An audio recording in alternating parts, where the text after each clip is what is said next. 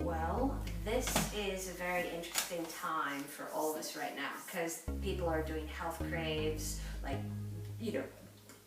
water that's alkaline, organic produce. We're all trying to either eat healthier, feel better, and the most important thing is your health. You don't realize when you don't have healthy habits that things happen and your body starts to break down. So let me back up a second, because when I was just 12 years old, I knew at that point in my life I'd been a very scrawny, sick kid, and I thought the only person I really resonated with was my pediatrician. I just thought, this guy knows everything, and he's so fascinating. He helps children, and that was my thing. I thought, great, I know what I'm going to be. I'll be a pediatrician. And so 3 years later, I had a little back injury, and I was playing number 1 on the high school tennis team, and one of my older siblings said to me, let's go to the chiropractor. I'm like, the what? The who? The chiropractor. And I'm like, I've never even heard of it. I don't even know if I can spell it. So we go to the chiropractor. The woman looked at me and she gave me a proper examination. She diagnosed my scoliosis, and I'm like, wow, I never knew all these things could possibly go on in my body. And so I started learning about health through this woman.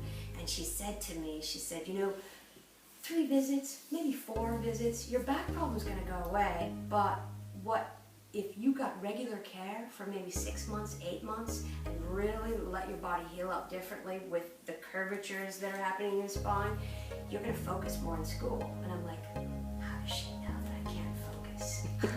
It was difficult to sit and focus and listen to people. So that went on, and my father, because he had a big music store, traded a saxophone for my chiropractic care, which was very clever back then. That's what my dad, with 9 children, that's what you do.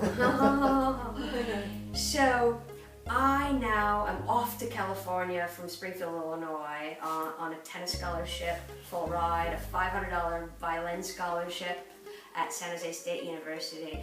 And I was excited to learn more about well-being and healthy lifestyles, and people in California just seemed like they were so much more healthier, and they were exercising constantly. Like in the Midwest, there was just more obesity, other things happening, but it was just not like California, the vibe here. So I finally graduated from chiropractic college. Later on, I practiced in Guatemala for a couple of years because I wanted to learn how to speak Spanish fluently so I could go practice in Spain. That was my passion. So now I'm so fortunate, as I went through chiropractic college, I discovered that there's not just one technique in chiropractic. There's 710 techniques. And some of the bigger guys in classes were always like trying to move one bone from here to Los Gatos, just move the whole thing. And it didn't make sense to me.